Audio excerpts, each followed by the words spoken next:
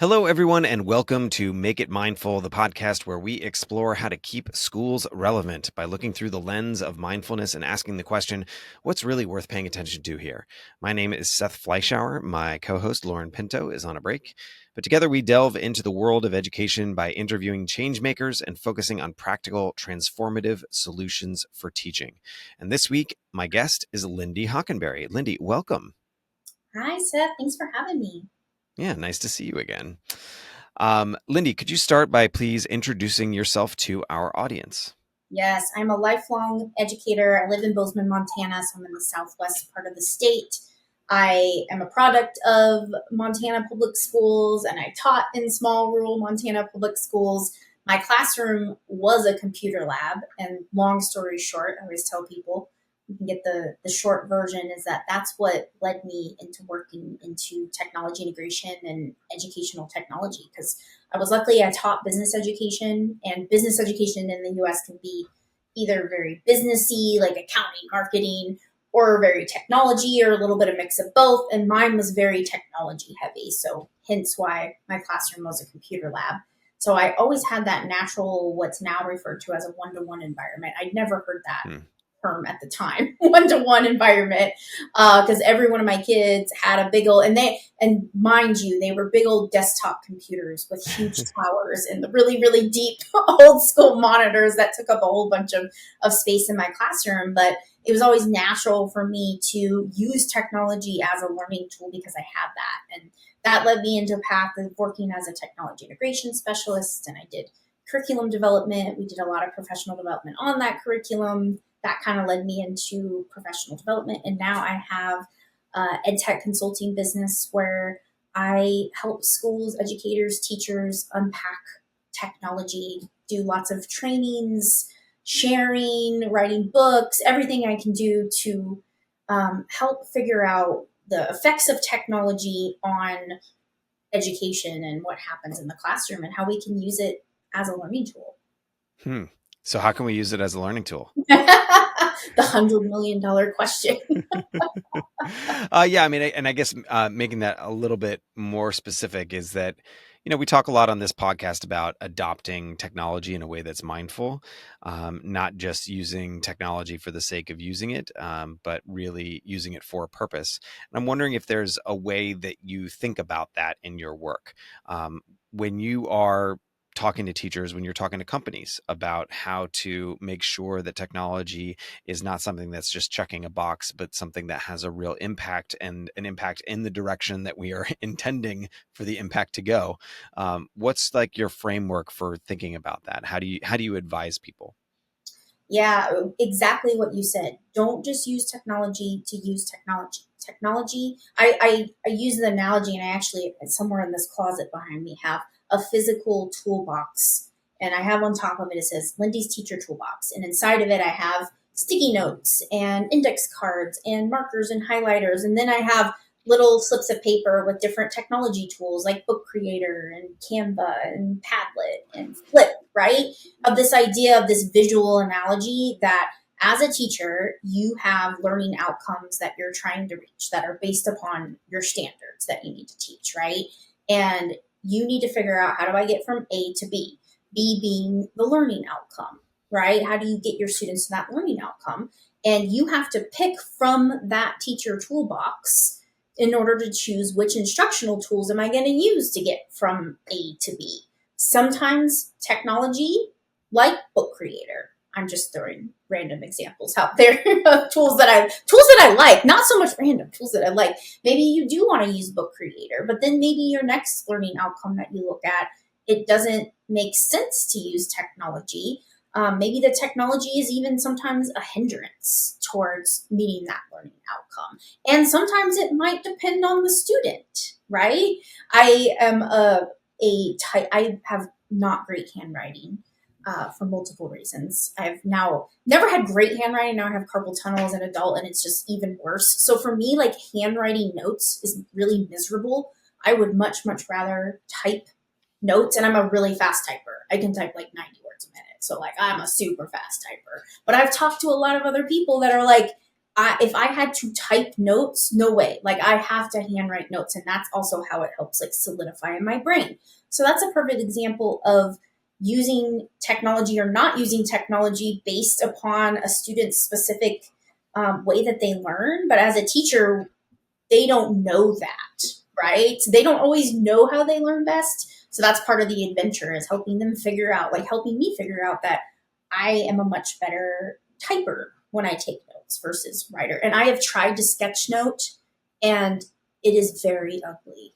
Nobody wants to see that business, right? So like that might be another way. And you might have a student that likes to sketch note on paper. You might have a student that likes to sketch note on a tablet with a digital thing. It's just whatever tool is right for the job is kind of my motto. Hmm. So I'm hearing that that it's kind of part science, part art, right? That where you're selecting a tool, you've got the science part is you've got an objective that you're trying to reach. You can kind of match the tool to that learning objective.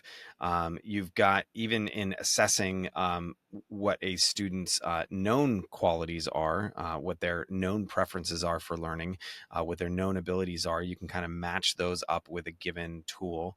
But then there's what the student doesn't quite know about themselves yet or not.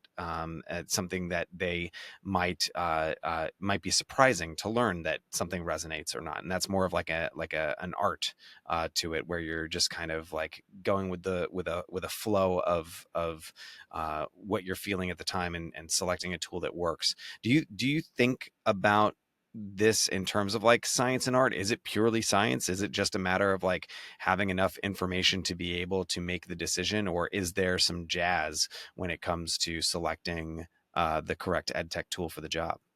Great question. I think exactly what you said, and I think it's Marzano that has the book, The Art and Science of Teaching, is absolutely correct. That we have the science part, we can look to studies, we can look to good pedagogy to what to do, but we as teachers are making a literal million decisions every minute based upon particular students in our class, what's going on in that moment. Oh, this isn't going the way that I thought it was going to go. I need to switch gears and go some other way. And to me, that's the art of teaching.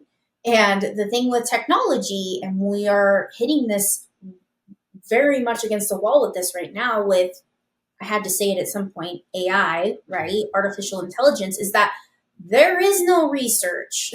This technology is so new that we don't have research that tells us what is good pedagogy when it comes to utilizing artificial intelligence. We have studies and research that tell us what's maybe good with other types of technology, but AI is a very different type of technology than we're used to, right? We're moving from rules based computing to intent based computing. Very different. And we don't have studies that show that. So right now I'm working with a lot of schools and educators, and I'm telling them, like, you guys are the brave ones, right? Somebody has to do the trial and error and do the art. And we will see more studies come along. We will get more of the science, but it doesn't mean that we can't ignore this technology that's changing everything in our world until the science Hmm. comes to us. Especially Does that not, make sense? So yeah, finding especially not educational science, which takes like an entire generation to years, to really, years. yeah, if not an entire lifetime, right, to really get the results of the impact Yes. of education. And we're at this point with AI now that it's moving faster than any technology in human history. Education, formal education, could already not keep up with technology changes, right? In most cases, and now it's going like infinitely faster. So by the time that the studies that are currently being conducted come out, Yeah. that technology is going to be, I don't want to say obsolete, but significantly different and improved, which is a crazy thing to think about. Yeah, I mean, I was definitely sucked in by that whole hockey stick argument at one point, and I'm less so now, uh, because I hear about the cliff of information, right? Like not no longer having information to feed the models, and therefore it's not going to continue to improve at the pace that it has been. And then I think just fundamentally, like I don't think that that how they work is fundamentally going to change. It might get better at what they do, and you might rely on it for more things. It might be able to, for example, operate without prompting, to really solve problems for you just by you stating that problem. I think that is a possibility, but I hope that some of the things will stay the same enough that we're able to study it, measure it, understand what it is helping, what it's not, when it's helping, when it's not, and be able to act on some of that, that research. In the meantime, obviously, what we have is our best guesses and the brave experiments of some of the Art. people that you're working with. And here we are. This is going to come out at the beginning of the school year. This is a back to school episode. We're recording it, of course, earlier in the summer. And so whatever you say right now might be totally changed by the time we It get will. to September when it comes out. But, one of the things we were talking about before we started recording here was AI literacy. You said that you're really leaning into this. This is a concept that's very important. I'm a teacher. I've never heard of AI literacy before. What are you talking about? Why should I care about Mm, it? The way I'm thinking of AI literacy is it's another branch of the digital citizenship tree, right? So we've been talking about the importance of digital citizenship and teaching students to use technology responsibly for years in education, and as parents too, for those that have kids. And now AI literacy is just, it's like another branch. I feel like that's a way to think of it and make it more of a manageable thing. And it's basically the idea that we have to teach people to use this technology responsibly. And it's much more than that. The best framework and definition I found is from Digital Promise. So if you just search Digital Promise AI literacy framework, it should pop up in your search right away. They give a really good definition and they break it down into three areas. They have use, evaluate, and what's the third one? Understand, use, and evaluate. Basically, the three categories of AI literacy is we have to understand at a basic level how the technology works. We have to use it, right? So you have to be integrating it into your daily life. If you don't use it, you don't know how to use it responsibly. And as an educator, if you don't use it, you don't know how to teach your kids to use it responsibly, right? And then the third being evaluate that.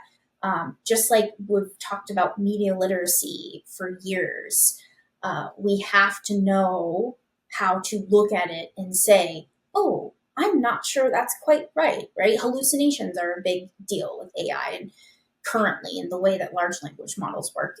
I believe that will be less and less as the technology gets. I already notice it's less and less. Like even from November of 2022 when ChatGPT came out, I get way less hallucinations now than I did a year and a half ago. So that will improve, but it will never not be there. And there will never not be a reason that us as humans that have human brains don't need to look at anything and say, maybe I should fact check that, right? Maybe I need to double check that and make sure it's right. So that's kind of the idea behind AI literacy and why it's so important is that AI is very, like it's a very different type of technology. I've been talking to a lot of people that are building AI. They're the ones creating AI systems, creating large language models, training AIs, building training data sets, all of that kind of stuff. And I've asked every single one of them, like, how could we do this wrong as humans? Because there's so much uncertainty and fear around AI. So like just saying to them, like, you really understand the technology better than anyone in the world. How can we do this wrong? And every single one of them has said to ignore it or not use it. Because in order to, again, understand and evaluate, you have to use. And they said if we don't use it, we don't understand the technology, and then we don't understand how to teach how to use the technology responsibly. That's AI literacy in a nutshell. So you're saying that the creators of AI, they're saying if you don't use it, then other people will use it, or when you do use it, you'll use it irresponsibly. Is that the idea, or like More, what is wrong about not using it? yeah. More the idea for, and I guess I'm interpreting what they have told me is that their idea is if us as humans ignore right? Or just act like this doesn't exist. Don't embrace it as part of our educational system, for example. Then it's such a powerful technology that exactly what I said. If you don't use it, you don't understand it, and if you don't understand it, you don't know the limitations, the concerns, what it can do well, what it can't do well. You don't understand things like bias and hallucinations and knowledge cutoff if you're not using and understanding it. And those are all important digital, not just important, vital digital citizenship skills for any human from this point on in history, for this point forward in human existence to understand. Does that answer your question? Yeah, yeah. I mean, it's making me think a lot of things. One of them is that recently, like Google's AI search has gotten a lot of attention. This will be like 2 months ago for people listening, but it's gotten a lot of attention for having like famously bad responses to things like "you should lock your dogs in the car. That's good," and this is how many rocks you should eat every day. And I have a kind of a different attitude towards that story than I think a lot of people who, rightfully are concerned about the danger that exists there in terms of false information or bad ideas getting into the populace at a more efficient and in a more visible way. But I really enjoy the fact that it seems it seems to be pushing the conversation about media literacy in general to the forefront, where people understand that, okay, they scraped this information from the internet somewhere, and whether people are getting that information via the AI summary at the top of search, or if they're getting it by the first thing that they clicked through, which is also AI organizing the order of the search results that they see. Um, it is critical when you're investigating important information to cross-reference that information and make sure that it is accurate. And I say if it's important, right? Because uh, it would sort of cripple the entire internet economy if we double, triple, quadruple checked single thing we read on the internet, right? Like there's a certain amount of like we're finding sources that we trust, and we are maybe cross-referencing some of the important things that we're learning on those sources, because even those sources can be wrong. But generally speaking, if I see it on this source, like I'm gonna believe it. I believe that it's true. Um, and I think what is concerning about AI there is that they don't often tell us the sources, and so they might be. Here's this trusted source of Google, all of a sudden is less trustworthy because they're scraping from the Onion to get their facts that they're putting in the AI summary. So I think, but again, though, what I really appreciate about the moment is that this powerful new tool, which does hallucinate much like people do, which does give you false results, much like much of the web does, uh, is really bringing to the forefront the need to have better media literacy. And when I say media literacy, it's AI, it's stuff that's on the web, but it's also stuff that's written in books. It's stuff that is on billboards. It's commercials. It's like, who are the people that are putting this information out there? What is their motivation? What do they want out of me? Like asking all these questions, having that moment of mindfulness around it, that moment of objectivity, I think is really critical for being able to pursue a better life of media literacy. And so I appreciate that AI is giving us that opportunity for it.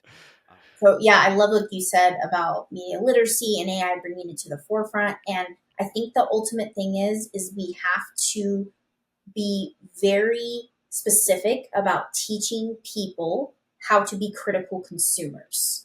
And that's not a new thing. Like I loved how you said that. It is not a new thing whatsoever. We've needed to teach this for a very long time, right? That's another part of digital citizenship.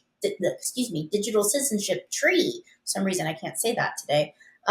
Is this idea of being a critical consumer, and part of being a critical consumer is being mindful and not just believing always the first thing that you see, knowing where the source comes from.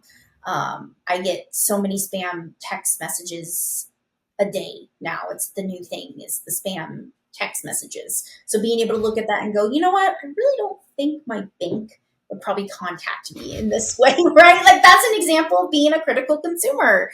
And yeah, AI is just, it's bringing that to the forefront because it's bringing us information in new ways that we're not used to as humans.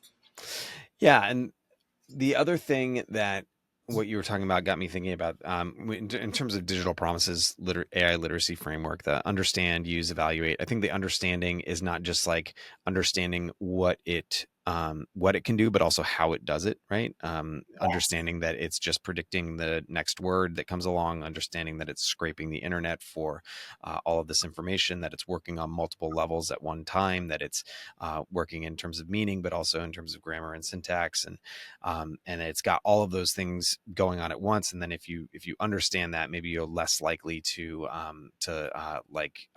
anthropomorphize them. You're more likely to understand the results that it's giving you. The use, I think, is critically important, of just like understanding what it can do, not just for you, or sorry, not just in general, but for you specifically, because I think that there's this kind of I've found, and maybe you agree with this, maybe you don't, but I've found that there's kind of this spectrum of any person's given depth of skill and how helpful AI can be for them. And I feel like on this side of the spectrum, you have people who have no depth of knowledge about a given subject. And if they use AI, it can be very dangerous because they can't evaluate it, right? They're going to get something and they're going to be like, that sounds great. I'm just going to copy and paste that and send it off as if it's true and fact, right? And then on the other side of the spectrum, you have people who have really, really deep knowledge about things, including like veteran teachers who we've trained to try to use AI for things like lesson planning or evaluating student work. And what happens there is they can't possibly like write a good enough prompt that's going to replace what they would say, you know. And so for some things, not for all things, but for some things, for those teachers, they're simply not going to get a lot out of the tool because they have such a deep well of knowledge around that subject area. And then you have that sweet spot in the middle where people know enough about a given topic that they can be critical about the output, but they don't know so much that it's not going to be helpful to get some real help from AI in terms of generating some of that work. And so the evaluate piece is so critical, but there's a certain amount of like non AI experience that is critical in order to be able to evaluate, right? Like we think like, how is this changing education? Like, are we, should we not require students to like write essays anymore because now the technology can do that? And I think that when it first came out, I was really kind of attracted to that idea of like, maybe this will revolutionize everything that we're asking kids to do, because the sliver of achievement that is possible by humans but not by computers is getting thinner and thinner each day. Maybe we'll start to focus on those things that really make us human. But I think I've come around to the idea that the output is always in need of evaluation. And so in order to be able to evaluate, you have to build the foundational skills to be able to get there. So in order to be able to know if that 5-paragraph essay it spat out was a good essay or not, you have to know what a good essay is or not. And so I think that in that way, it's not going to revolutionize like what we expect of that people are able to do. It may change how we get them there, right? Like it may be like teaching people how to have those critical thinking skills in order to be able to use AI more effectively, rather than teaching them the critical thinking skills in order to write an essay. So it's like, it's the same skills. It's just going to be applied differently, and the path to get there is going to be different. But I don't think that like fundamentally it's going to change what we do all that much, or at least the jury's out on how. But I wonder what you think, from your vantage point, like, how do you think this is changing education? Yeah, no, I love that question, and I love everything that you just said because I can't tell you how many conversations I have had in recent months about this exact same thing. The way I think about it and how I'm teaching educators for them to then teach their students is in order to collaborate with AI, which is where we're moving as humans. From this point on, we will never not collaborate with AI in some way or another, Hmm. right? It doesn't mean like every second of every day we're going, like you said, there might be times if I have a really deep knowledge of something that where the technology currently is, it can't assist me or save me time in some ways, right? But a lot of the times we're going to have to think about that. In order to know how to collaborate with AI, you have to think about the when and the how, right? So you've got to know at when during accomplishing this task, whatever it is that I'm trying to accomplish, writing an essay, creating a podcast, whatever it is, right? When can AI help me? And in order to know the when, you have to understand what you're doing at enough of a knowledge to identify that, right? So there's still that foundational knowledge that we need to have as humans to identify the when. And then once you identify the when, you've got to identify the how, right? Like which tool am I going to use and which tool is right for the job. And you're not going to know that unless you interact and try different tools and figure out what it's good at, what it's not good at, where it can help me, where it cannot help me. Hmm. And that's nobody has the answers to that currently. Like people are trying to figure that out. I have spent hours upon hours upon hours in several different AI chatbots, still just trying to figure out, even in my daily work, like where it can help me, and then advancing that on to the effects of education. I liked what you said about, maybe the ultimate output is the same, but we change the process, because that's exactly how I've been thinking about it too. And using writing specifically, because writing is what's really in the middle of the target board right now, Yeah. the dartboard when it comes to AI, because AI does really good at text to text, input to output, like currently. That's what it's really great at. And so, yes, we still need to know what is good writing, what is a good essay to be able to evaluate that output. But if we don't change and focus more on the process of writing, then we're going to be in this constant battle in education of fighting the technology, which I don't think is healthy for anyone. Like we've done that for years in education. I always use the example. I feel like every time a new technology comes out, it's like we have to strap on our battle gear as education. We need to go educators and go stand on the front lines and like, I'm ready to fight the battle. Like we can't do that. It's not healthy in terms of well-being, and it's not what's best for our students and their futures and where their lives are going to, the technologies and how it's going to affect their lives, right? So instead, we have to think about changing the process, focusing more on process over product.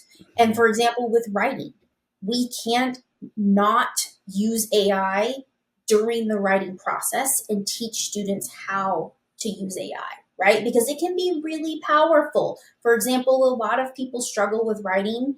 A lot of people struggle with writing.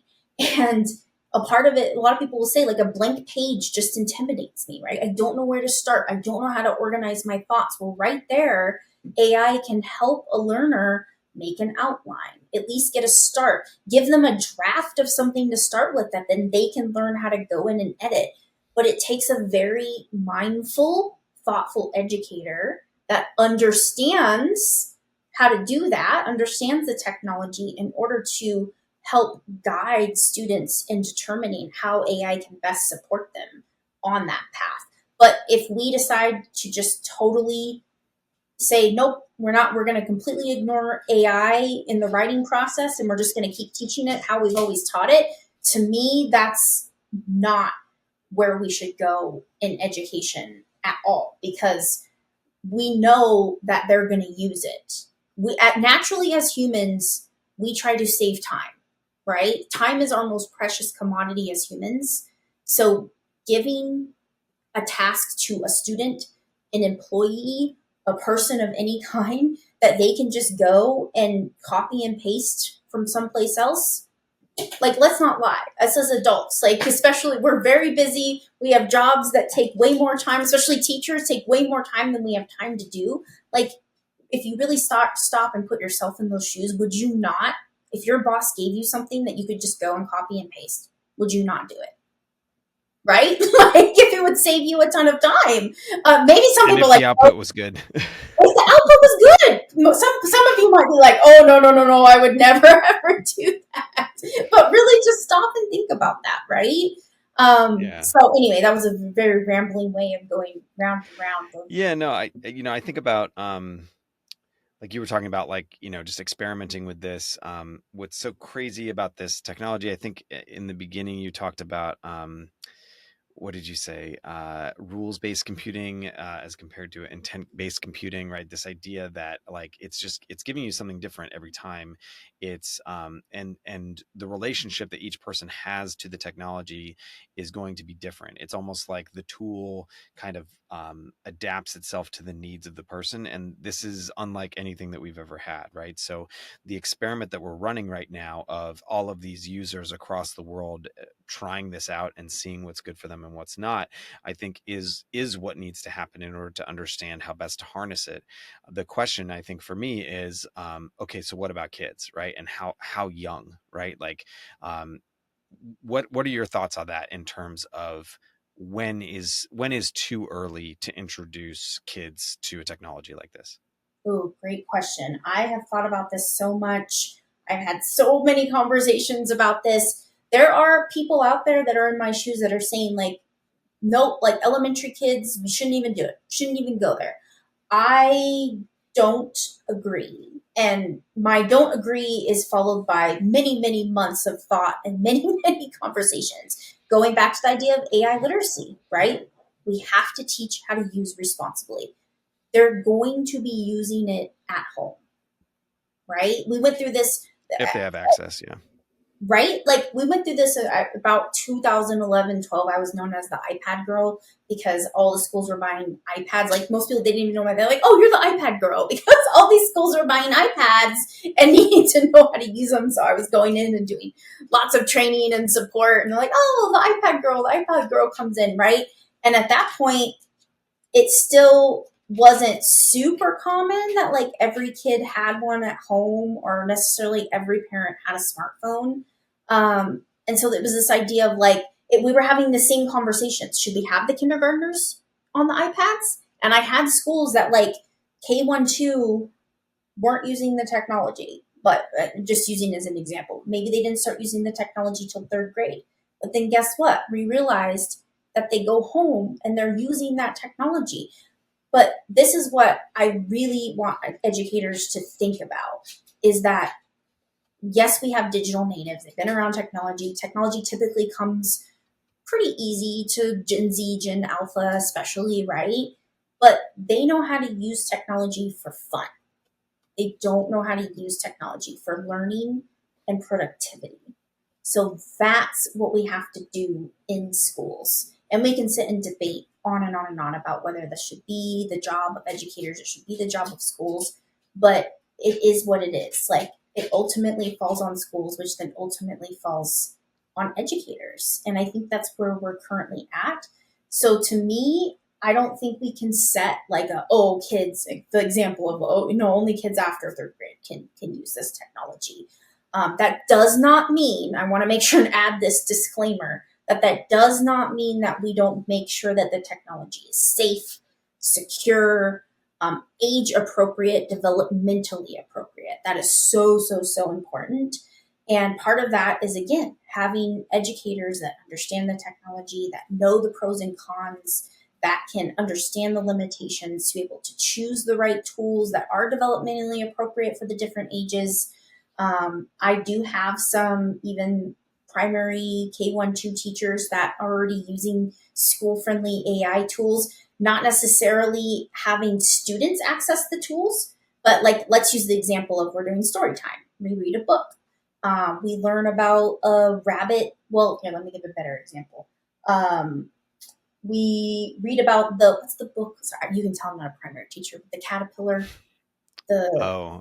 Hungry Caterpillar Yeah. book, right? Okay, that's not the exact name. Let's say we're reading the Hungry Caterpillar, right?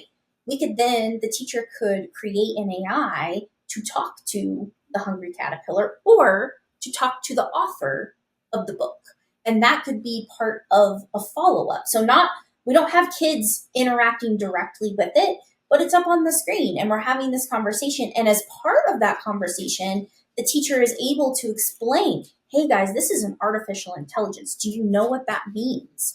It means it's not a human. It doesn't exist, right? And talk about it's a machine and it's trained this way, and start introducing some basic. You can see me turning in my chair like I'm doing this. I'm really getting into the role for those seeing the view and not listening to the podcast right now. Teacher mode here, right? But it opens up that opportunity to have those conversations. And guess what? Say, hey, the Hungry Caterpillar said this as the AI. Do you think that's something that the Hungry Caterpillar in the book would have said? No?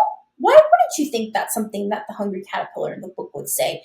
Well, guess what? AI doesn't always get it right, just as humans don't always get it right, right? You're opening up that conversation. You're starting that responsible use talk that has to have, so that when they go home and they grab their tablet, smartphone, whatever it is, and start accessing these tools, which, by the way, we're already at a point that now ChatGPT, you don't have to have an account to use the free version of ChatGPT anymore. That was in the last month or two. Meta AI is the new chatbot on the scene. In the last month or two, it came out, and it does not require an account. So literally, anybody can go to the website and start using it. And there's a lot of discussion about the goods and bads, but it's the reality of where we're at right now. So to think that just because a kid is 5, 6, 7 years old, whatever you want to set the age at, that they're not using and having access to this technology outside of schools, even if you're creating that walled garden within the school, a lot of them, not all, are going to have access outside of school. So I think it's imperative to, in the school, have those conversations with kids of any age. Yeah. Moral, their long-winded way of coming to my conclusion. And I think what you were illustrating there too is like some different levels of use, right? There's modeling the use of it. There's teaching about how it works as a first step. There are a couple of steps before you actually put the tools in the hands of the students, at least in a way that is sanctioned.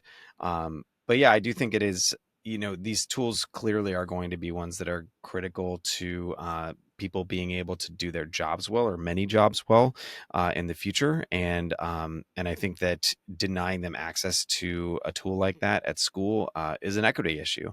And you can kind of start and stop there as an argument for teaching the use of them in schools. How we do that, I think that's the topic of maybe another podcast. But Lindy, thank you so much for coming here today. Where can our listeners find you on the internet? Yes, so I am on all the social medias at Lindy Hockenberry, Lindy, and then Hockenberry is a Bary at the end, tricky. And then check the show notes and you'll get links to my websites where you can connect with me there as well. Awesome. Well, thank you so much again for being here. For our listeners, if you would like to support the podcast, please do tell a friend, follow us, leave a rating or a review. Thank you as always to our editor, Lucas Salazar. And remember that if you'd like to bring positive change to education, we must first make it mindful. See you next time.